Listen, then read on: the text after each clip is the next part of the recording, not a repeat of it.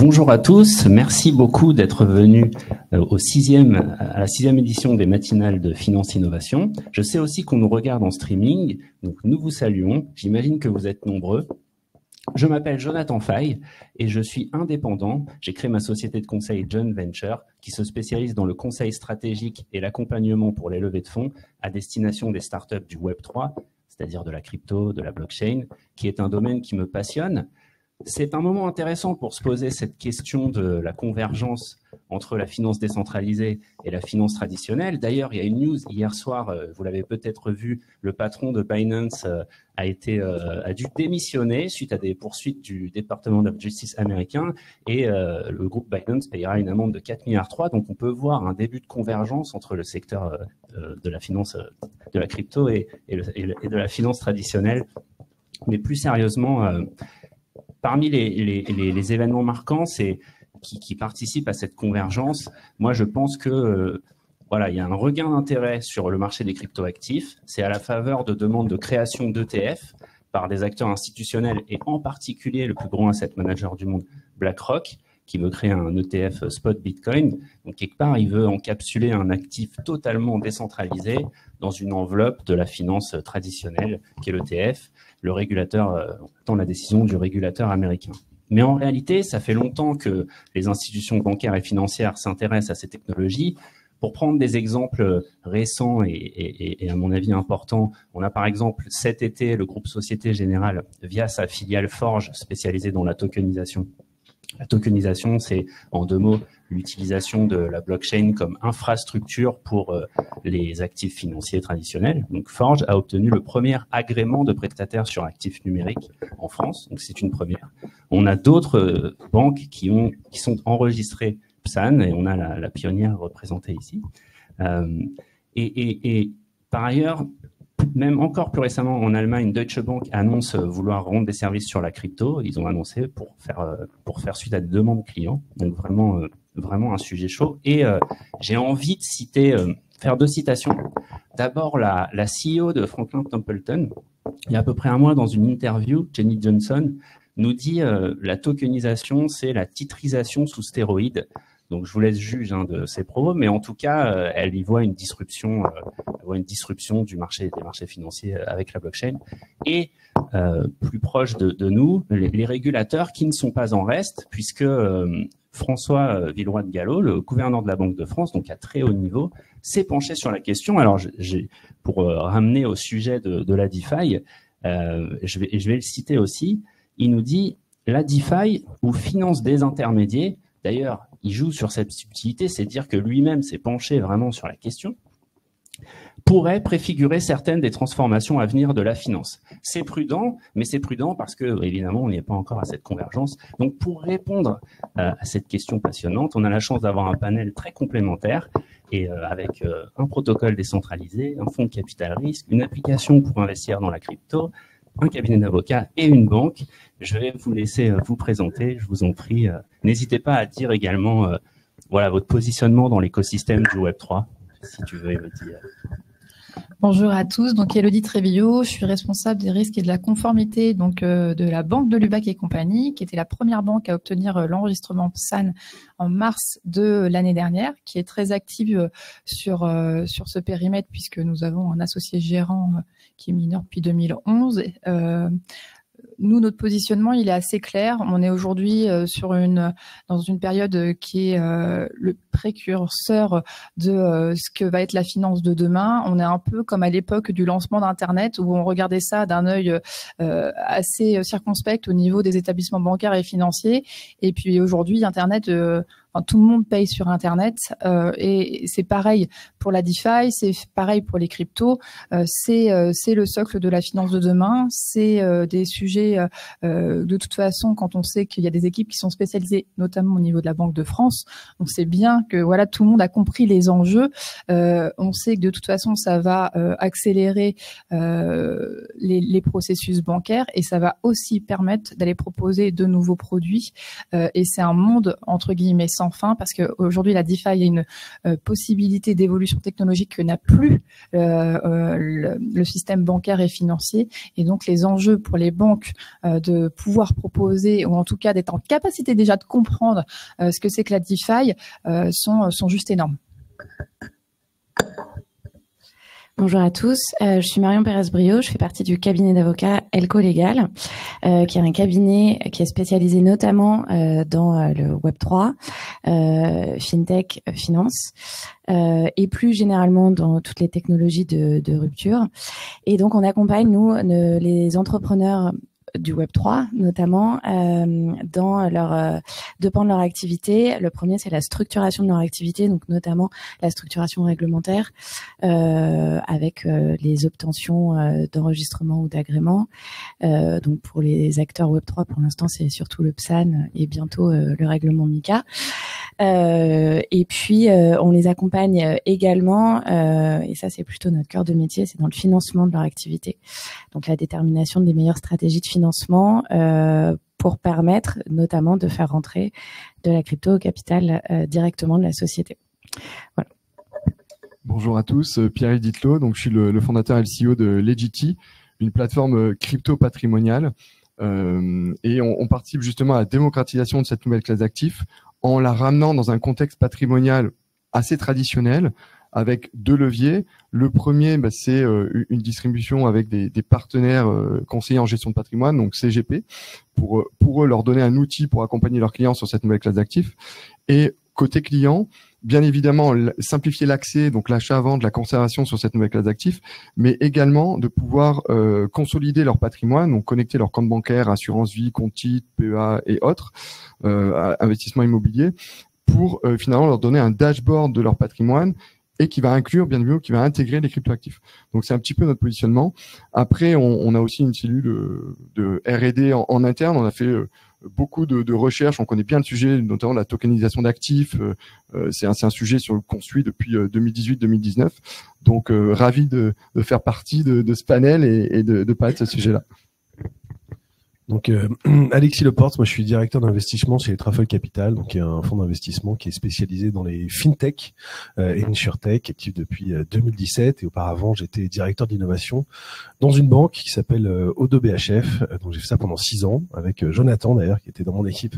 Donc c'est très amusant de se retrouver ce matin, et on a porté depuis donc du coup 2017 tous les sujets de blockchain divers et variés, parce qu'il y avait beaucoup de métiers aussi dans cette banque, beaucoup de métiers différents, donc voir tous les cas d'application qu'on pouvait avoir dans on va dire la globalité des métiers de la finance. Donc c'était très intéressant. Donc on connaît bien les sujets de la TradFi en tout cas, et évidemment chez Truffle Capital on regarde. Quand on s'intéresse à la fintech, on ne peut pas ne pas regarder ce qui se passe du côté de la blockchain, parce que c'est quand même une des grandes innovations technologiques qui va impacter l'ensemble des services financiers, et d'ailleurs même les fintechs, c'est-à-dire les TradFi, les fintechs qui sont peut-être la version un peu moderne, même elles vont être profondément impactées dans les années qui viennent. Donc on regarde ça évidemment de très près. Mais on peut pas aujourd'hui investir en token. Je pense qu'on en parlera tout à l'heure, mais c'est vrai qu'il y a des petites subtilités sur ce sujet-là. Donc aujourd'hui, on investit que en equity. Moi, c'est Pablo Vera. Je suis cofondateur de Angle. Angle, on a un protocole de finance décentralisée. On développe un stablecoin qui s'appelle l'AG Euro. En fait, nous, tout notre métier, c'est de réaliser ce pourquoi la blockchain est intéressante, donc de construire des produits financiers. On commençait par des stablecoins, mais on a aussi des produits d'épargne, on a des produits de levier, des produits d'emprunt. Donc de construire des produits financiers sur la blockchain, dont on a vocation à essayer de montrer que ces produits sont des équivalents de ce qui se fait en finance traditionnelle, mais qui permettent la réalisation d'opérations de façon un peu plus efficace que ce qui existe dans les biais traditionnels classiques. Et donc nous, notre mission, c'est vraiment d'accompagner cette transition de la finance telle qu'elle se fait aujourd'hui vers une finance construite sur les blockchains, parce que c'est un standard plus efficace, parce que ça ouvre tout plein d'applications qui ne sont pas possibles dans un monde plus classique. Je pourrais donner des exemples plus tard. Donc avec Angle, aujourd'hui, on a à peu près 35 millions d'euros d'actifs sous gestion. Notre stablecoin euro, c'est l'un des plus gros stablecoins euro du marché. On capture à peu près 70% du volume de transactions des stablecoins euro. Donc, si vous avez déjà tradé avec un stablecoin euro, il y a 7 chances sur 10 que vous l'ayez fait avec l'AG Euro. Merci beaucoup, merci à tous. Et merci Pablo. Justement, j'ai envie de te poser la première question parce qu'il faudrait définir de quoi on parle. Alors la DeFi, c'est pas forcément évident, la finance décentralisée, à définir, mais je pense que tu peux nous aider, nous donner quelques exemples et nous dire plus précisément ce qu'elle promet d'apporter par rapport à la finance traditionnelle aujourd'hui. Alors moi déjà j'aime pas trop le mot DeFi. Ce que je préfère moi c'est le terme en anglais d'open finance ou en français, enfin c'est moins sexy mais de finance sur les blockchains. En fait, la blockchain, faut voir ça comme un standard technique qui permet de construire des applications. La blockchain, c'est juste une base de données en fait. Faut voir ça comme un API géant sur lequel tout le monde peut construire des applications. Et donc la DeFi, moi, j'inclus dedans toutes les applications financières qui reposent sur ce standard technique. Après, il y a des notions d'applications qui sont centralisées, décentralisées. Par exemple, une application centralisée, mais sur les blockchains, ça peut être un stablecoin dollar centralisé comme l'USDC de Circle ou l'USDC de Tether.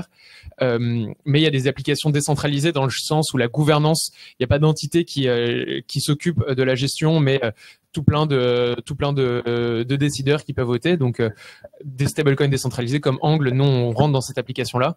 Maker pour le DAI, enfin il y a tout un ensemble de protocoles qui sont gérés où il n'y a pas d'entité qui gère les règles des systèmes, mais soit ce sont des protocoles qui sont immuables, donc dont les règles ne peuvent jamais changer, soit ce sont des applications dont les règles peuvent être changées, mais après un vote. Alors pourquoi la finance sur les blockchains, ça peut être intéressant ? La finance sur les blockchains, ça peut être intéressant pour plusieurs raisons. La blockchain, c'est un outil de standardisation qui est énorme. Donc c'est-à-dire que moi, je développe mon application. Enfin, il y a à peu près 50 000 institutions de crédit qui font du crédit dans le monde. Ces 50 000 institutions de crédit, elles ont chacun leur développeur pour être capable de faire des prêts de façon simple. Avec un protocole blockchain, en fait, le prêt, c'est quelque chose qui peut être standardisé et à la fin, c'est quelqu'un qui prête, qui met en collatéral, qui nantit son prêt et quelqu'un d'autre qui emprunte. Et en fait, on n'a pas à réinventer la roue à chaque fois qu'on reconstruit une application. Donc il y a plein de standards qui existent sur les blockchains. Le standard pour un token, donc le standard pour les titres, ça serait le standard ERC20. Et on n'a pas à essayer de se dire comment je vais représenter mon titre en base de données. Donc ça, c'est des gains opérationnels, des gains de développement qui sont massifs. Une autre opportunité, un autre intérêt d'avoir de la finance sur les blockchains, c'est la composabilité, c'est-à-dire que moi je développe mon application, mais c'est construire sur la blockchain, c'est quelque chose qui est intrinsèquement ouvert. Donc c'est possible de construire par-dessus les applications des autres. Par exemple, Jonathan pourrait développer un protocole de prêt, et moi par-dessus son protocole de prêt, je pourrais développer des produits pour prendre du levier, c'est-à-dire je prête à Jonathan, je lui emprunte et instantanément je reprête plus pour réemprunter plus. Et donc ça aussi, au lieu d'avoir chaque banque qui est son institution monolithique et qui ne se parlent pas entre elles du point de vue des utilisateurs, en fait la blockchain c'est voir ça comme plein de banques qui peuvent se parler les unes les autres. C'est comme si quand je mets mon message sur Facebook, Twitter peut voir le message que j'ai mis sur Facebook et s'amuser autour. Je vais faire vite après sur les autres cas d'usage. Donc standardisation, composabilité, il y a la transparence. Tout ce qui se passe sur les blockchains, et c'est un avantage comme un désavantage, est intrinsèquement traçable. Je peux voir tous les mouvements, tous les flux financiers. Alors ça, c'est un avantage que je pense n'a pas encore compris le régulateur, et ça peut complètement changer le paradigme de la loi, parce qu'on parle de toutes les choses de blanchiment d'argent, financement du terrorisme. Une finance qui est construite sur les blockchains, c'est facile de voir que je vais financer le Hamas ou de voir que je fais de la manipulation, de l'insider trading. D'un autre point de vue, par exemple un protocole de stablecoin comme le nôtre, qui est très similaire en fait à ce que peut être une banque décentralisée, tout notre actif et notre passif est visible de façon transparente on-chain. Et donc ça, tous les utilisateurs peuvent voir Angle est insolvable ou non. Et enfin, donc un dernier point, en plus de la transparence, je dirais que c'est le pouvoir de distribution qui est énorme. La blockchain, il n'y a pas c'est pas que en France, c'est pas que en Angleterre, c'est pas que aux États-Unis, c'est dans le monde entier. Et donc le pouvoir de distribution qu'on a quand on développe des produits financiers, en DeFi, il est énorme. Il me suffit juste d'une connexion Internet en fait, et j'ai accès à la finance du monde entier.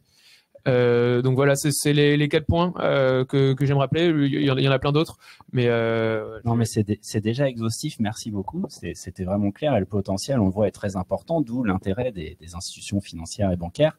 Et si je vais de l'autre côté, à la finance traditionnelle, alors plus tout à fait traditionnelle, parce que vous avez été la première banque qui a obtenu cet enregistrement PSAN pour travailler sur les cryptos. Si on parle de la DeFi plus précisément, comment est-ce que vous l'abordez aujourd'hui? Est-ce que vous proposez des services ou prévoyez d'en proposer ou d'en utiliser? Alors déjà, je vais rebondir juste sur un point qui vient d'être mentionné, sur le fait que les régulateurs n'aient pas forcément une bonne appréhension du sujet de transparence de la blockchain. Je pense qu'au contraire, ils ont très bien compris, et je pense que le cas Binance de cette nuit est un très bon exemple, parce que ils ont retracé des opérations, toutes les opérations depuis plus de 5 ans. Et je pense que le gros gap, la grosse difficulté, c'est que les autorités, et les régulateurs, peu importe les pays, ont dû appréhender de nouveaux systèmes de fonctionnement. Ils ont dû former des équipes qu'ils n'avaient pas. Ils ont dû s'appuyer sur des équipes tech qu'ils n'avaient pas, et donc ils ont dû faire monter les équipes. Mais ils ont bien compris justement tous les enjeux. Et je pense que cette amende que doit payer Binance, si elle est aussi élevée, c'est pas sur des opérations qui datent d'il y a 1 an. Hein. C'est parce qu'ils ont été capables de retracer dans la durée, et ils se sont appuyés justement sur ce critère de transparence pour aller mettre toutes leurs équipes tech et aller chercher des informations qui étaient de toute façon en source ouverte. Et je pense que là-dessus, il y a une très bonne compréhension, et le principal point pour moi, pour les autorités aujourd'hui, c'est d'avoir les équipes compétentes pour aller analyser ces opérations, parce que aujourd'hui, les banques, elles utilisent des systèmes très cadrés qui sont des systèmes SWIFT, c'est-à-dire tout le monde fonctionne pareil, tous les établissements fonctionnent pareil. Les données, c'est des données non anonymisées ou voilà, c'est pas des pseudonymes. J'aime pas le terme anonymat, plutôt des pseudonymes. Ce sont Monsieur Dupont, Monsieur Martin, et donc c'était très simple pour eux. Et aujourd'hui, ils doivent aller chercher qui est les personnes derrière un pseudonyme. C'était le seul point sur lequel ils ont dû monter, mais en tout cas, la transparence, ils l'ont bien compris. Et je pense que d'ailleurs, ça va se voir au niveau des potentielles amendes qui vont tomber dans les quelques années ou quelques mois qui vont venir. Excuse-moi, c'était un petit aparté. Donc au niveau de la banque aujourd'hui, donc nous on est enregistré pour proposer des services de conservation, achat-vente et échange. Donc on est un acteur de la CeFi, on est un acteur de la finance centralisée. Donc on propose pas des produits de DeFi au sens pur, c'est-à-dire du pair à pair. On est vraiment là pour être un intermédiaire. Donc on reste quand même sur ce côté un peu traditionnel, même si on propose des produits qui sont liés à la blockchain. Oui, de toute façon, pour nous, il y a des enjeux importants, et oui, on étudie ce qui peut se faire en termes technologiques, parce que comme je le disais au tout départ, déjà, il y a la technologie blockchain et ce qu'elle peut conduire. On a parlé de effectivement la transparence, le fait qu'on évite des intermédiaires, donc on va gagner en termes de coûts. C'est-à-dire qu'une opération aujourd'hui, une transaction, un virement tout simple, il passe par des systèmes qui sont régulés, du SWIFT, du SEPA, mais tout ça est très coûteux parce qu'il y a beaucoup d'intermédiaires pour traiter un virement. Demain, via les systèmes de blockchain, on gagne en rapidité, et sur certains dispositifs qui sont des dispositifs, ou en tout cas des services qui sont aujourd'hui très coûteux. On parle par exemple des services d'investissement, c'est-à-dire comment je gère quelqu'un qui veut acheter une obligation, une action. Demain, avec ce système-là, on pourra effectivement faire partir certains intermédiaires du dispositif, et donc ça sera moins coûteux et pour les établissements et aussi pour les clients. Et après, effectivement, sur la technologie, au niveau de la DeFi, nous, on est très, très attentifs, en dehors de l'aspect blockchain, où on pense que demain, ça va générer des changements assez importants sur nos transactions bancaires classiques. On pense que en termes de produits, mais vraiment produits, qu'on peut proposer des produits financiers qu'on va pouvoir proposer aux clients, il y a un socle DeFi qui sera là. Merci, non, c'est clair. Et en 2 mots, pour être plus concret, plus opérationnel, aujourd'hui, mettons que j'ai investi dans un protocole DeFi, j'ai gagné de la crypto, je viens vous voir, je veux la déposer. Vous êtes une banque avec toute la réglementation qui s'impose. Est-ce que c'est compliqué? Est-ce que opérationnellement, il y a des difficultés? Alors, on a des obligations réglementaires. Bien sûr, on peut pas faire tout et n'importe quoi. Est-ce que on va dire non? d'office, c'est pas le cas. On a des outils qu'on a dû mettre en place par rapport à notre offre crypto qui nous permettent de faire des analyses. Et entre guillemets, nous, ce qui est important, c'est de comprendre ce qui s'est passé. Je veux dire, quelqu'un qui arrive et qui nous dit voilà, j'ai acheté tel token ou j'ai fait du minage. Ok, soit. Mais si on arrive à comprendre, si on arrive à expliquer, par principe, on va pas dire non. C'est pas le positionnement de l'ensemble des établissements de la place. On en est bien conscient. Et ça se comprend aussi parce que pour pouvoir proposer, en tout cas pour pouvoir accepter ce type de transaction, comme on a des obligations au titre de nos agréments bancaires, on doit avoir des outils spécifiques et ces outils aujourd'hui, les établissements qui ne sont pas PSAN, ils n'ont pas forcément intérêt à aller mettre en place ce type d'outils, d'aller former des équipes et entre guillemets, voilà, aller constituer pour un nombre d'opérations qui restent à ce jour, il faut pas le cacher, assez minoritaires par rapport à la volumétrie d'opérations bancaires qu'ils peuvent traiter au quotidien. Effectivement, il faut que l'adoption progresse. Et d'ailleurs, Pierre-Yves, c'est ce que tu fais au sein de Legity, donc tu participes à l'adoption finalement au sens large des cryptos. Est-ce que la convergence aujourd'hui, c'est pas aussi pour les investisseurs, la population d'investisseurs au sens large, de se tourner vers la DeFi comme diversification, comme opportunité d'investissement? Alors la convergence par la démocratisation de l'investissement pour les épargnants dans la DeFi, j'ai un doute parce que ça reste quand même complexe. C'est pas facile d'accès pour l'épargnant traditionnel. Donc là-dessus, j'ai un doute. En revanche, là où je pense il y a une énorme opportunité, c'est une convergence qui va se matérialiser par un petit peu la diffusion de l'innovation qu'on a vu émerger dans la DeFi dans la finance traditionnelle. Donc ça a déjà été un peu évoqué parce que pour compléter ce que disait Pablo, il faut voir la DeFi un petit peu comme un Lego et que chaque brique représente un service financier et chaque service financier peut être interconnecté à travers les smart contracts. Et donc, on voit bien, on voit pas mal d'initiatives, notamment de l'industrie financière, des asset managers et autres, sur ce qu'on appelle la tokenisation d'actifs. Donc, représenter, inscrire un actif financier, un titre financier sur un registre blockchain. Mais on voit, c'est une base, mais ça peut ouvrir énormément de champs d'applicatifs derrière. Puisque on va voir, Pablo l'a mentionné, mais par exemple, un crédit lombard peut être toutes ces opérations qui aujourd'hui sont très coûteuses en termes de traitement des opérations derrière pour les institutions financières, pourraient être améliorées grâce à cette technologie. Et demain, si ces services financiers utilisent une infrastructure blockchain, un utilisateur pourrait en un clic générer entre guillemets un crédit lombard parce que son actif serait mis en collatéral de façon automatique et la libération des fonds serait faite aussi automatiquement. Et plus que ça, c'est-à-dire que toute la vie de ce service financier serait aussi automatisée. C'est que demain, s'il devait y avoir une liquidation sur ce service offert, ça pourrait être aussi automatisé. C'est ce qu'on voit dans la DeFi, donc sur le marché des cryptos. Mais moi, je vois plus une convergence du coup de cette innovation qui se diffuse petit à petit dans l'industrie financière, avec comme bénéfice pour les institutions financières des économies de coûts dans le cadre de traitement de ces opérations, mais pour les utilisateurs également un service amélioré, une plus grande instantanéité. Et aujourd'hui, des services qui sont finalement offerts qu'à des patrimoines importants en raison du coût de traitement des opérations derrière, pourraient être offerts de façon plus large. Et donc, on pourrait avoir une meilleure inclusion financière. Entendu. Donc, on l'entend en creux depuis tout à l'heure. On va aborder un sujet clé, c'est la régulation.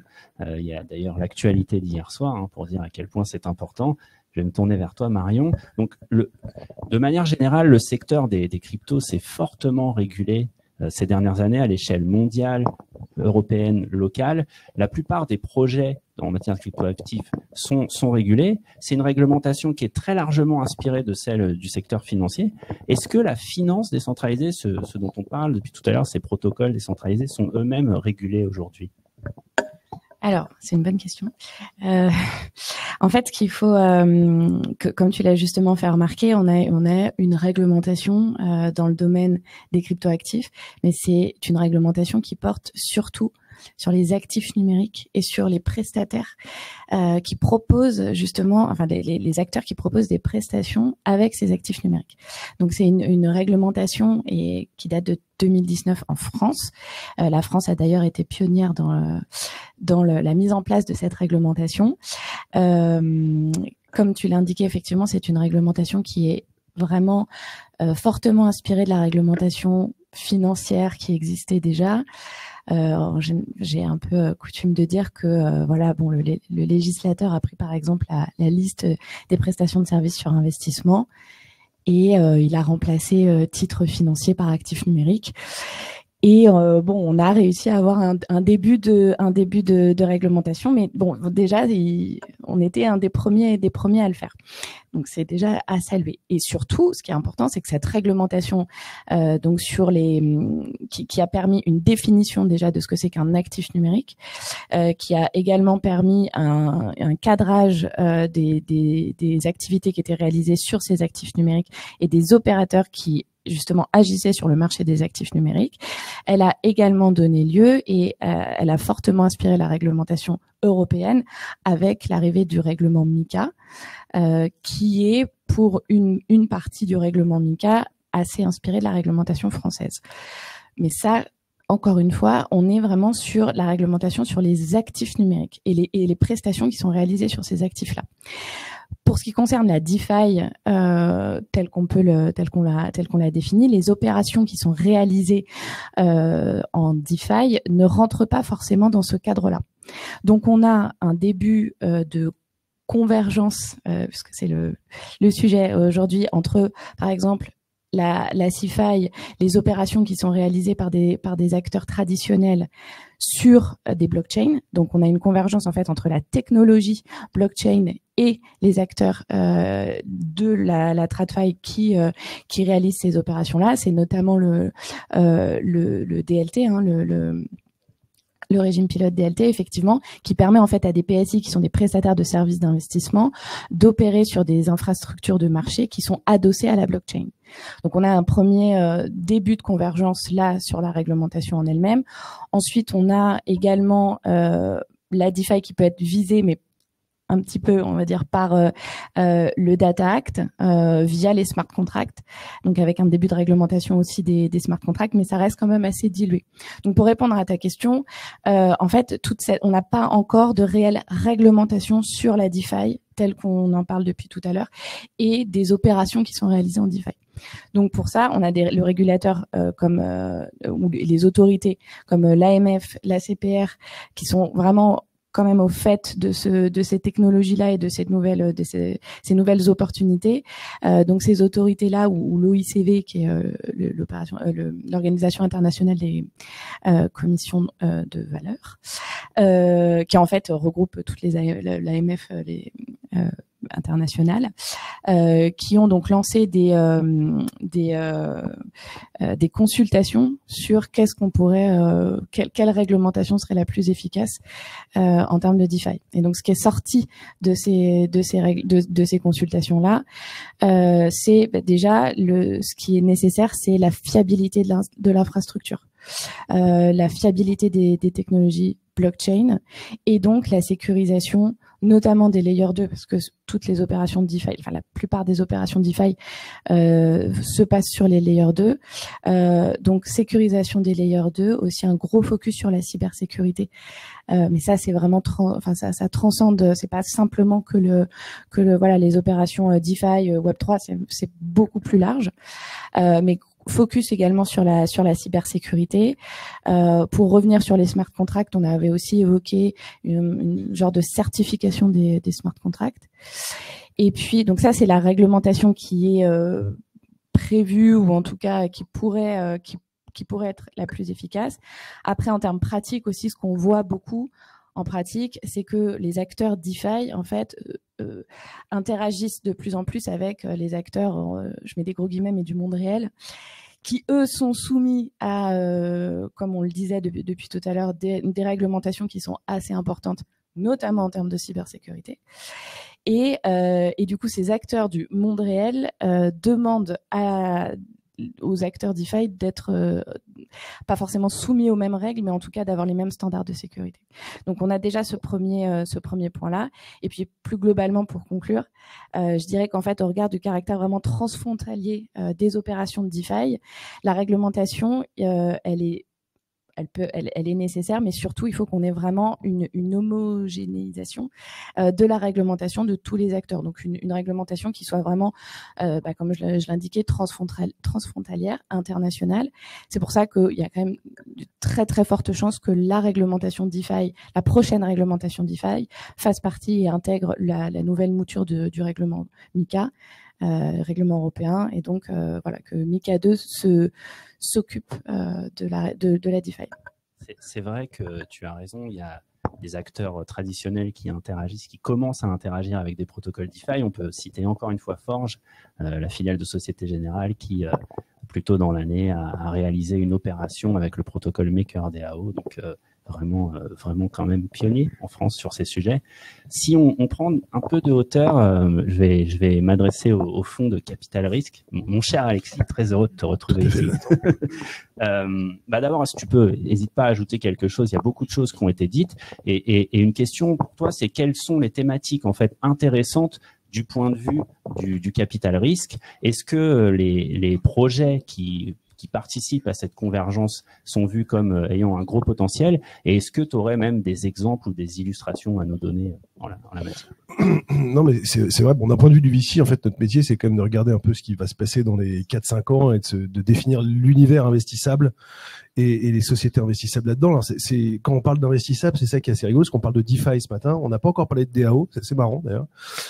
Et c'est vrai que c'est un vrai problème, d'ailleurs, pour les VC, parce que si on parle de vraie finance décentralisée, finalement, le protocole lui-même est décentralisé. Donc, il faut pouvoir détenir des tokens pour participer à la gouvernance de ces sociétés-là, et si on n'est pas dans la capacité de pouvoir acheter ces tokens-là, on ne peut pas participer à la gouvernance. Donc ça rend finalement tout ça un peu compliqué, parce qu'un VC aime bien aussi participer à la gouvernance de l'entreprise. Donc il y a déjà ce facteur, on va dire vraiment premier, de quelle est la capacité d'investissement d'un fonds. Est-ce que c'est que de l'equity ou est-ce que c'est des tokens, des utility tokens, des security tokens, etc. Alors, un security token, il n'y a pas vraiment de question parce qu'on est dans le même cadre que, c'est juste un form factor des actions qui changent, mais pour le reste, c'est très différent. Donc après, on regarde le spectre vraiment global de vraiment l'infrastructure. Donc là, on revient sur ce sujet de token, parce que généralement, si on participe à des projets d'infrastructure, c'est du token. Donc, il faut être en capacité de le faire. Même des banques, on l'a regardé, et comme c'est histoire de ratio prudentiel ou même détenir du token, ça coûte très très cher. Donc, c'est aussi un frein à l'adoption voilà, c'est ça. C'est un vrai frein en tout cas pour toutes ces institutions-là. Donc voilà, il faut être capable de faire ça. Donc l'infrastructure, c'est compliqué, ou en tout cas, il faut avoir un véhicule qui permet d'investir dans des tokens de ces infrastructures-là, que ce soit des layer 1, des layer 2, etc. Après, il y a tous les enablers, donc c'est des gens qui justement participent à tout ce dont on vient de discuter, qui sont ce pont entre la finance traditionnelle, la finance, TradFi, CeFi, c'est un peu la même chose finalement, et tous ces nouveaux protocoles, et de faire monter un petit peu en compétences et converger les deux. Donc on voit que dans la finance quand même traditionnelle, on parlait un peu Elodie tout à l'heure, alors vous avez de la chance d'être une banque qui a vraiment compris le sujet, donc vous investissez dessus, mais toutes ne sont pas comme ça. Il faut attirer les talents, il faut avoir la compréhension technologique, et il faut avoir les outils pour faire tout ça, parce que finalement on réinvente ou on recrée en tout cas la finance telle qu'elle existe depuis des millénaires sur ce nouveau socle technologique. Donc il faut pouvoir accompagner tout ça. Il y a évidemment, on en a beaucoup parlé aussi ce matin, tous ces sujets de cybersécurité, parce que en fait finalement si on parle d'adoption, t'en parlais tout à l'heure, mais l'adoption, ça passe par la confiance. Je travaillais dans une banque avant, donc je connais bien le sujet. Et c'est vrai qu'aujourd'hui, il y a quand même, alors je sais pas s'il y a une défiance. Je pense qu'il y a une population très geek, qui aime bien explorer tous ces sujets-là et qui va télécharger 40 toilettes sur son navigateur pour pouvoir essayer tous les protocoles et essayer d'avoir tous les airdrops possibles et imaginables. Je suis pas sûr que ma mère le fasse. Voilà. Et donc il y a dans on va dire la simplification de la user experience. Je pense qu'il y a quand même c'est un univers qui est très important, et la cybersécurité, parce que finalement on est sur des nouveaux protocoles qui sont hackables, Donc en fait aujourd'hui, quand on va dans une banque traditionnelle, finalement on achète cette confiance-là, on achète une marque qui existe depuis des dizaines et des dizaines d'années, et puis il y a un banquier en face si un jour on a un problème. Voilà, il y a quand même une personnalisation de l'expérience. Alors oui, c'est un peu plus lent, ça coûte 20 € par mois ou moins si on est sur des néobanques, etc. Mais en tout cas, enfin, dans les néobanques, on n'a pas forcément quelqu'un au bout du fil non plus. Mais voilà, il y a la confiance, et donc c'est ce qui permet aujourd'hui à toutes ces banques de retail, en tout cas, si on parle de la partie retail, d'onboarder des tonnes et des tonnes de users. Aujourd'hui, il faut que ces protocoles-là, ou en tout cas sur la partie sécurité, hack, soient complètement backés pour qu'on voit on va dire un afflux massif de capitaux sur ces protocoles-là, et que ça soit d'ailleurs pour le retail ou même pour les investisseurs institutionnels. Voilà, il y a le régime pilote, etc., qui va faire que à un moment donné, il faut quand même stress tester tous ces protocoles. Si on doit faire circuler des trilliards de dollars par jour là-dessus, on a quand même plutôt intérêt à être hack-proof, parce que voilà, enfin aujourd'hui, on peut quand même faire des transactions qui sont voilà, réversible, mais en tout cas aujourd'hui pour le commun des mortels qui utilisent les protocoles tels qu'ils le sont, si on se trompe, on se trompe. On sait pas trop à qui on l'envoie. Ouais, il y a ces sujets de transparence aussi. Pour une banque, c'est pas forcément aussi super la transparence, parce que si on sait à qui on envoie, on connaît la personne derrière l'adresse, on peut avoir accès à tous ses fonds. Donc là aussi, il y a pas mal de sujets qui sont assez intéressants. Voilà. En fait, pour reprendre sur le point de la sécurité, la cybersécurité, aujourd'hui, le ratio rendement-risque, quand on a investi dans des protocoles DeFi, il est très clairement négatif. En 2022 ou 2023, je crois que la somme cumulée des hacks qui ont eu lieu, on est entre 4 et 6 milliards de dollars. Donc, si vous mettez de l'argent en DeFi, il y en a qui ont gagné de l'argent, mais votre espérance de gain elle est négative. Et donc c'est un des gros problèmes à l'adoption en fait. Tout le monde est conscient du potentiel de la technologie, mais il y a tellement de problèmes de hack. Il y a le problème de l'expérience utilisateur qui a été mentionné. Ça, il y a un nombre de teams incroyable qui est en train de travailler là-dessus. En fait, il y a plein de choses qu'on considère acceptables maintenant quand on interagit avec ce qu'on appelle des systèmes Web 2. C'est accepté par tout le monde que on a un nom d'utilisateur, un mot de passe. Ça a pris énormément d'itérations en fait avant d'arriver vers ce qui est acceptable quand on va se connecter à un site, que mon compte, c'est mon adresse mail. Au niveau du Web 3, on n'en est pas encore là. Il y a encore pas mal d'itérations. Le fait de prendre pour acquis le fait que tout le monde ait un wallet, que son adresse, c'est que sa private key, c'est comme son mot de passe. Il faut qu'on arrive peut-être à abstraire plus encore l'expérience pour arriver à une adoption massive et arriver à une adoption qui soit aussi, si ça passe par les institutionnels, mais qui soit, des protocoles qui soient utilisables par votre grand-mère, vos grands-mères. Et donc il y a le problème de sécurité, le problème du X, le problème de transparence aussi.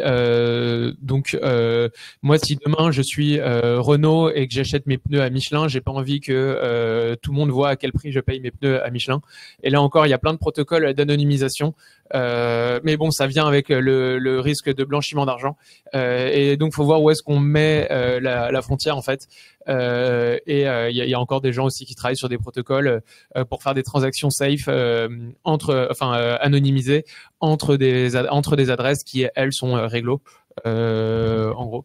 Mais donc tout plein de challenges à réussir à lever. J'allais te dire, c'est les barrières que tu rencontres si tu veux t'adresser aux institutionnels avec Angle aujourd'hui, j'imagine. Oui, moi je me retrouve dans le sujet de la confiance. À la fin, un protocole DeFi, ça reste un produit financier. Un produit financier, je mets mon argent dedans si je fais confiance que je vais pas perdre mon argent et si je peux y accéder facilement. Aujourd'hui, il y a trop de barrières au deux niveaux pour pouvoir espérer faire quelque chose. Il y a tout un sujet régulatoire aussi qui est moins mon sujet. Ouais. Ouais, je vais juste ajouter un micro-point, mais c'est rapide, comme ça, moi, je te laisse parler. Non, mais c'est aussi le sujet, en fait, comme on a coupé plein d'intermédiaires, on a mis une pression folle sur l'utilisateur final, qui est peut-être pas forcément prêt à conserver ses clés et à vivre avec ce stress-là. Donc, en fait, c'est assez marrant, parce qu'on parle du Web 3, de trucs très modernes, etc. Et en fait, on est assez proche de mettre des billets sous son matelas. En tout cas, maintenant, on met sa clé Ledger sous son matelas et des codes un peu bizarres avec des mots, on ne sait pas où d'ailleurs. Et ça crée une pression folle sur l'utilisateur final, que ça soit d'ailleurs un utilisateur privé et même un utilisateur dans des institutions financières. Parce que derrière, il faut gérer des clés, qui les gère. Enfin, ça crée des problèmes presque archaïques, j'ai envie de dire. Enfin, il y a un retour en arrière là-dessus qui est fou parce qu'on a trop de pression sur l'utilisateur final. Donc, il y a des choses intéressantes là-dessus aussi. Oui, je suis tout à fait d'accord avec ce qui vient d'être dit. Effectivement, sur l'utilisateur final, la désintermédiation ou la décentralisation implique aussi justement que l'utilisateur des protocoles, en fait, lui, il a effectivement la main sur les opérations qu'il va réaliser, mais du coup, il a aussi les risques il devrait supporter les risques qui vont derrière. Juste pour revenir du coup sur mon sujet aussi et sur la réglementation, le but du législateur, le but des autorités, c'est toujours la protection de l'utilisateur. C'est vraiment, donc par exemple l'AMF, c'est le but de l'AMF, c'est la protection des marchés, la protection des investisseurs. Dans la réglementation qui est existante sur la réglementation Web3 existante dont on a parlé tout à l'heure, donc celle qui concerne vraiment les actifs numériques et les prestataires qui agissent sur ces actifs numériques, ces prestataires sont donc soumis à des obligations qui sont de plus en plus fortes, qui tendent maintenant vers justement l'obtention de l'agrément MiCA, qui est calqué en fait sur l'agrément français quasiment qu'on a donc auprès de l'AMF, agrément qui est optionnel. Comme tu l'as fait remarquer, seul Forge pour l'instant a son agrément. Pourquoi? Parce que on est sur des réglementations qui sont quasiment identiques à réglementations financières et réglementations bancaires, et Forge est pas vraiment un pure player, mais avait déjà quasiment toutes ces réglementations qui étaient mises en place. Mais ce que je voulais indiquer aussi concernant la cybersécurité, c'est que le législateur est au fait de cette importance justement de cybersécurité, et que d'ores et déjà dans les dossiers même d'enregistrement renforcé qu'on dépose à l'AMF, maintenant pour les opérateurs, donc ce sont pour les PSAN, on n'est pas encore sur les opérateurs DeFi, mais on a tout un pan cybersécurité qui est vraiment c'est une marche à prendre qui est assez haute. On a vraiment un gros effort du législateur sur la cybersécurité et le législateur soumet les opérateurs, les acteurs de sur actifs numériques, les acteurs de ce marché à de grosses obligations en cyber. Aussi, effectivement, on en a parlé en LCBFT, en lutte contre le blanchiment et en compliance. Mais vraiment, ce sujet cybersécurité, il faut vraiment l'embrasser, on va dire. Et donc, c'est un des sujets majeurs, je pense, de toutes les réglementations qui vont également apparaître. D'ailleurs, en tant que PSAN, c'est un sujet vraiment très difficile pour vous aujourd'hui. Et c'est vrai qu'en fait, dans le secteur financier, les cryptoactifs et la DeFi, ça crée des nouveaux risques qui étaient oubliés depuis longtemps. En fait, si je caricature, on peut se faire voler la clé où se trouvent les actifs et d'une part, et deuxièmement, le piratage à ce point-là. Donc, les banques, depuis plusieurs années, se renforcent en matière de cybersécurité, mais le risque avec les cryptos est beaucoup plus élevé, justement, du fait des méthodes de conservation. Mais en fait, c'est des risques qu'on a déjà vus dans la finance traditionnelle, puisque si vous conservez une grosse somme d'argent chez vous et que ça se diffuse, il y a sûrement quelqu'un qui va essayer de vous dérober cet argent-là. Donc, c'est un petit peu les mêmes risques. Et c'est aussi pour ça que on devrait avoir quand même une convergence entre la DeFi et la TradFi, parce que si on demande, je pense, à 10 personnes dans la rue s'ils sont prêts à prendre la responsabilité de la conservation de leurs actifs, je pense que la majorité n'est pas prêt à prendre cette responsabilité-là.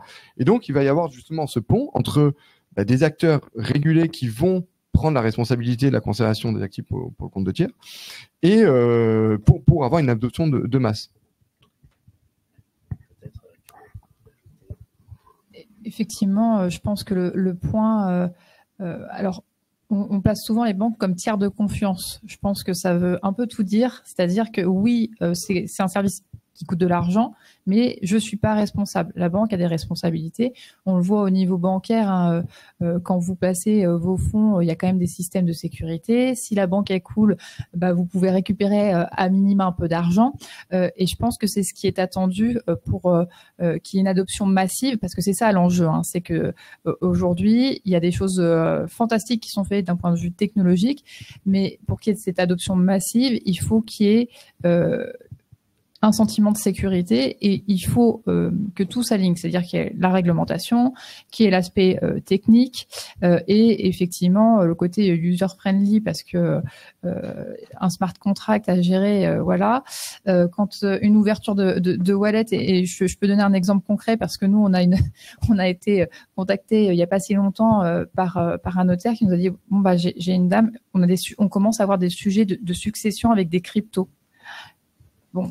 La dame avait, voilà, elle avait pas une vingtaine d'années, on va dire, et là c'était paniqué à bord. Bah qu'est-ce que j'en fais? Il faut que je vende tout de suite. Alors en plein bear market, on va dire, bah c'est peut-être pas forcément le bon moment, peut-être un temps tout petit peu, mais la dame était vraiment angoissée de se retrouver avec des cryptos. Non mais qu'est-ce que je vais en faire? C'est pas possible, je sais pas gérer. Donc on commence à avoir ce type de discussion et je pense que c'est important de se dire que comme dans la banque, il y a des gens qui sont prêts à prendre des risques et il y a un certain nombre de personnes, et peut-être la majorité, qui sont pas prêts à prendre des risques. Tout le monde aujourd'hui va pas aller investir sur des actions, des obligations. Bah, c'est pareil sur les cryptos. Et il y a certaines personnes qui sont prêtes à aller à avoir des cryptos ou à faire de la DeFi, mais avec un cadre qui les sécurise. Et on est à cette charnière où effectivement, bah, il y a un travail qui est fait pour que ça soit plus user-friendly et que ça soit plus compréhensible, que ça soit plus cadré. Et puis, il y a ce point où, de toute façon, entre guillemets, à un moment, les acteurs traditionnels comprennent bien les enjeux technologiques, comprennent bien que c'est la finance de demain. Les acteurs qui travaillent notamment sur la création de ces smart contracts comprennent bien aussi les enjeux parce que créer un smart contract mais qu'il y ait deux personnes qui soient dans la boucle, enfin, il n'y a aucun intérêt. Et donc, un moment pour qu'il y ait cette adoption massive, et pour moi, c'est vraiment le point de demain, il faut qu'on travaille main dans la main. Quitte à perdre entre guillemets un peu l'objectif de la DeFi qui était de dire il n'y a plus du tout d'intermédiaire. En fait, c'est une question de choix. Après, c'est ça qui est intéressant. Je trouve, moi, ça me pose pas du tout de problème que il y a beaucoup d'intermédiaires qui se rajoutent, mais si je veux pouvoir interagir au plus profond du protocole, directement, je peux. Et je sais plus qui disait que l'intérêt du régulateur, c'est de protéger l'utilisateur.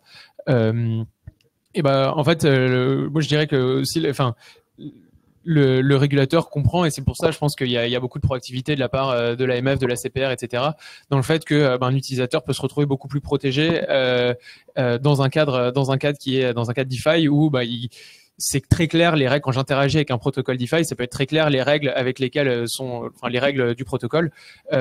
C'est l'aspect de la transparence qui permet de voir aussi de façon, pour des protocoles qui sont purement DeFi, le risque auquel eux ils sont exposés. Et tous les front-end qui permettent d'interagir avec des protocoles DeFi qui jouent ce jeu-là, d'expliquer le risque, de dire vous allez pas gagner 10 000% sur votre investissement, mais de dire là il y a un risque de contrepartie, il y a un risque de liquidation, il y a tel et tel risque. Ça pour moi c'est quelque chose qui est important. Et donc la notion du choix et le fait en fait de s'ils veulent pouvoir empower les users et leur dire regardez, vous êtes des adultes maintenant, si vous le voulez, on vous explique ce à quoi, mais c'est vous qui prenez votre risque en votre âme et conscience. Je pense que c'est ça que je trouve le plus intéressant en fait. Mais c'est intéressant ce que tu dis parce qu'il y a un moment donné, il y a une fracture technologique gigantesque qui se met en place parce que si tu veux enable tous ces utilisateurs-là, il va falloir qu'ils puissent auditer eux-mêmes ces smart contrats parce que tu vas jamais faire confiance à un mec qui dit vas-y c'est bien, je te jure mon protocole il est top. ça marche pas. Donc en fait, il y a que les gens qui peuvent se dire oui tout est auditable en direct parce que c'est sur la blockchain donc il y a rien des secrets etc. Mais en vrai il y a assez peu de personnes qui sont dans la capacité de le faire. Ouais, il y a très peu de personnes. Mais c'est pour ça qu'il faut des tiers parties, des agences de notation qui commencent à arriver. Il y a des boîtes d'audit qui ont des réputations et une boîte d'audit généralement on paye aussi pour c'est un peu des travers des boîtes qui auditent le code des smart contracts. Il y en a qu'on paye juste pour avoir le tampon. Moi, il y a pas plus tard d'une semaine, il y a une des plus belles boîtes d'audit qui a audité un protocole qui s'est fait hacker pour 12 millions. Donc comme quoi personne n'est bulletproof. Mais je pense qu'il faut que l'industrie tire vers encore plus de comptabilité, enfin de respectabilité et élever les standards, enfin que tout le monde se tire un peu vers le haut en mode comment on arrive à créer un environnement de sécurité autour des produits financiers. Après, je pense aussi, on parlait de la convergence entre la CeFi et la DeFi. Une convergence un peu, enfin un parallèle qu'on peut faire aussi, c'est que par exemple, quand on a certains utilisateurs de TradFi maintenant qui vont en fait faire confiance à leur gestionnaire ou leur banque pour investir dans un panier d'actions, ils savent pas forcément non plus vraiment ce qu'il y a dans le panier. Ils ont pas forcément en tête toutes les performances de ce panier-là, mais ils font confiance parce que l'intermédiaire est digne de confiance pour eux. Donc effectivement, je pense que c'est important aussi d'avoir une pédagogie qui soit la plus importante possible sur les smart contracts, sur le fait qu'un utilisateur puisse auditer un smart contract, mais donc il y a vraiment cette pédagogie-là à avoir, qui permettra aussi la mass adoption, je pense. Mais si on peut parler de convergence aussi entre la DeFi et la TradFi, je pense qu'à terme, le but ce serait bien, mais ce n'est pas non plus que tous les utilisateurs de DeFi deviennent des connaisseurs de dingue de la technologie blockchain. Et justement, pour conclure aussi un peu cette table ronde, on a parlé beaucoup des barrières technologiques, réglementaires, de confiance, d'adoption.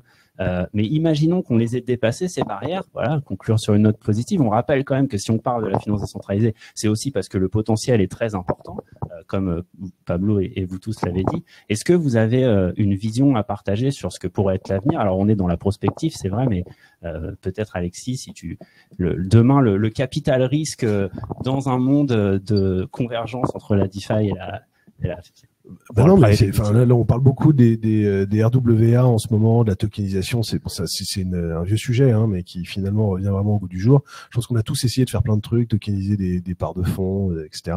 Donc déjà, on n'a pas le droit de tout faire. Après, l'expérience utilisateur, les tableaux d'affichage, c'est pas génial. Donc, on attend tous un peu quand même que la régulation nous permette de faire plus. Mais on peut quand même imaginer un monde où tout type d'actifs est tokenisé. Donc, on a les actifs natifs qui eux sont tokenisés by design, mais on a tout le reste qui devient du coup tokenisé, ultra liquide, etc. Finalement, on peut imaginer un monde où presque le private equity n'existe plus parce que tout devient transparent, achetable, tradable. Donc c'est un futur qui est assez excitant parce qu'il y a plein de barrières qui peuvent tomber. On parlait tout à l'heure d'adoption, le fait que pour ouvrir quelque part une sorte de compte sur la blockchain, on a juste besoin d'internet, ça coûte 0, donc on peut envoyer de l'argent à l'autre bout du monde en une fraction de seconde à un coût qui est extrêmement faible. Donc si tout ça avance bien, que tout devient tokenisé et bien géré, que la sécurité est au rendez-vous et que l'utilisation, enfin la user experience soit au rendez-vous, que finalement on soit dans un monde assez efficace financièrement parlant. Alors ça demande aussi beaucoup d'éducation financière. En France, on n'est pas très fort là-dedans. Les pays anglo-saxons sont un peu plus avancés que nous, mais on peut imaginer ce monde-là, quoi. Où on ne parlera plus de finance décentralisée, d'ailleurs. Non, mais ça sera la finance. C'est juste un moment de l'histoire. Partager cette vision sur... Ouais, tout à fait. Moi, je partage complètement cette vision. Aujourd'hui, il faut voir la DeFi un petit peu comme un laboratoire à ciel ouvert. Donc c'est ça qui est intéressant. Et effectivement, demain, dans un monde un peu idéal, comme tu l'as mentionné, toutes les innovations vont se diffuser et on va pouvoir améliorer tout ce qui est liquidité, processus et autres. Et aussi, alors nous, on regarde beaucoup à notre échelle, hein, en Europe, où les services financiers, les banques sont solides, il n'y a pas de souci. Mais c'est pas le cas dans toutes les régions du monde. Et donc, on va pouvoir aussi offrir des services financiers beaucoup plus efficaces et beaucoup plus sécures dans des pays où aujourd'hui, les acteurs n'ont absolument pas confiance dans les banques de leur pays à déposer leur argent. Donc voilà, il y a plein d'innovations, même au niveau mondial là-dessus. Alors, pour le coup, je suis alignée. Je pense qu'on va passer par une période intermédiaire qui est la CDFI. C'est vraiment voilà les acteurs centralisés qui vont aller commencer à proposer des produits décentralisés et s'appuyer sur les capacités technologiques proposées par la DeFi pour aller proposer des produits un peu mixtes. Et puis effectivement, à terme, il y aura la finance reposera sur un socle DeFi qui sera nettement plus important et ça sera, je pense, le socle d'évolution de la finance, que ça sera d'un point de vue processus. amélioration des processus, la rapidité. On a effectivement des pays où les banques sont pas des tiers de confiance, hein, loin s'en faut. On a aussi des problématiques dans des pays où ils connaissent une inflation qui est juste délirante. Et là-dessus, je pense que voilà, la DeFi, c'est quand même une solution à des problématiques de fond de l'économie que nous on connaît pas en Europe, mais que certains pays connaissent déjà depuis nombreuses années. Et on voit que dans ces pays-là, d'ailleurs, l'adoption est nettement plus rapide que chez nous. Moi, je me pose la question dans un monde où on parle plus de DeFi, mais parce que la DeFi, ça devient la finance. Qui sont les acteurs qui vont réussir à extraire le plus de valeur, enfin, qui vont être les plus riches, quoi. Je pense que c'est les custodians qui vont gagner. Donc tous ceux qui sont capables de garder la crypto, c'est les solutions de traçabilité. Donc les entreprises comme Chainalysis qui sont capables d'expliquer toute une série de transactions à des régulateurs, à des banques qui sont sur la finance. Et à part ça, moi j'aimerais bien dans un monde qui a réussi que en fait j'aimerais bien éviter quand même l'hyperfinanciarisation de l'économie à tous les niveaux. Mais enfin je dis ça, non, j'ai pas vraiment d'argument, mais j'aimerais bien aussi que vu que tout est standardisé, que ça crée qu'il y ait vachement de compétition qui soit créée, que ça tire toutes les marges des banques, de tous les opérateurs de marché qui sont des intermédiaires, qui seront les tiers de confiance pour les utilisateurs qui veulent passer par ces tiers de confiance, que toutes les marges soient tirées vers le bas et qu'à la fin ça fasse plus d'argent pour les utilisateurs finaux. Mais en fait je pense qu'il va y avoir une transition dans la capture de valeur. J'ai encore du mal à savoir exactement vers où ça va aller et qui vont être les grands gagnants. Enfin, mais nous, en tout cas, c'est à ça qu'on réfléchit. C'est tout ce que je te souhaite et ce que je souhaite à Angle. Allez lire la documentation, même si vous n'êtes pas geek, c'est vraiment intéressant et c'est très formateur. On va conclure sur ces belles paroles et cette vision qui est fascinante. Merci beaucoup, vraiment merci à tous pour avoir tenu. Et on peut prendre quelques questions du public s'il y a des gens qui ont des interrogations. Tu en as aussi en ligne?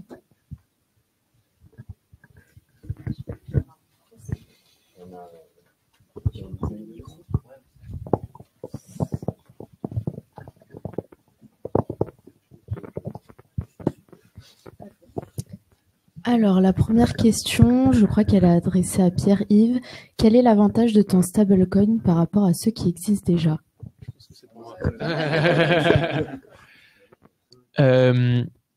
L'avantage du stablecoin, bon déjà c'est que c'est un stablecoin euro. Les stablecoins euros, il y en a très peu. L'autre avantage, c'est qu'en tant que stablecoin décentralisé, nous, tout l'actif et le passif du stablecoin, il est visible de façon transparente sur la blockchain.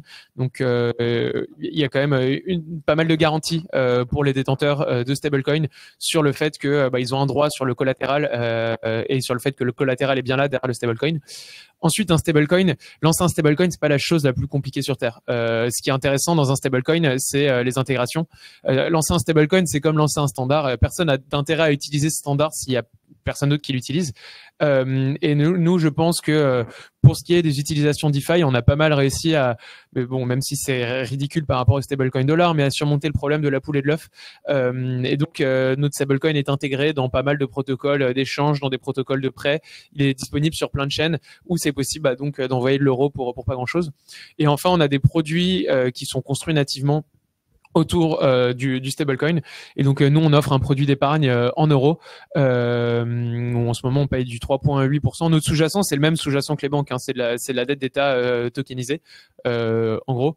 Mais sauf qu'on offre ça de façon complètement flexible, 24 heures sur 24, 7 jours sur 7. Il n'y a pas de week-end ou de bank holidays. Vous rentrez, vous sortez quand vous voulez. Si vous restez 12 secondes, vous gagnez 12 secondes de yield par rapport à un an. Rapporté à une année. Donc je dirais que ce sont donc la transparence, pour résumer la transparence, toutes les intégrations qu'on a développées et certains produits qui sont pour moi des versions plus efficaces que ce que vous trouvez en finance centralisée. Et bien sûr le fait qu'on soit différencié sur l'euro. Merci. Il y a une autre question. N'y a-t-il pas une incohérence entre le développement des cryptos et les ETF crypto? Peut-on mettre deux crocodiles dans le même marigot?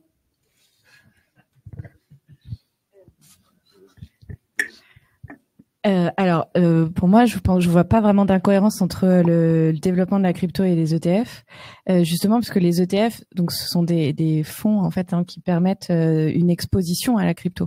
Donc pour moi, c'est même plutôt l'ETF, la proposition d'un ETF crypto découle du fait que on est un développement des cryptos. Et donc ces ETF là, donc il y a deux types d'ETF. Quand on parle d'ETF, c'est plutôt vraiment sur le marché américain, c'est pas vraiment sur le marché français. Mais donc il y a deux types d'ETF, vous avez les spots et les futurs. Les spots qui sont vraiment, vous avez le fonds du coup qui va vraiment investir dans la crypto en question, donc Bitcoin ou Ethereum pour ceux qui sont les plus proposés, ou les futurs où là vous avez le fonds qui va investir dans un contrat, un dérivé, un contrat futur. Et donc, on a une exposition qui est un petit peu plus diluée à la crypto. Mais justement, alors après, chacun son interprétation et de l'ETF et de l'utilité de l'ETF. Mais à titre personnel, je trouve justement que ça permet une exposition à la crypto pour des acteurs qui sont peut-être un petit peu plus, alors c'est surtout les institutionnels, mais qui sont plus habitués justement à passer par ce genre de titres financiers, et donc ils n'achètent pas directement la crypto, mais ils ont cette exposition crypto. Donc c'est un petit peu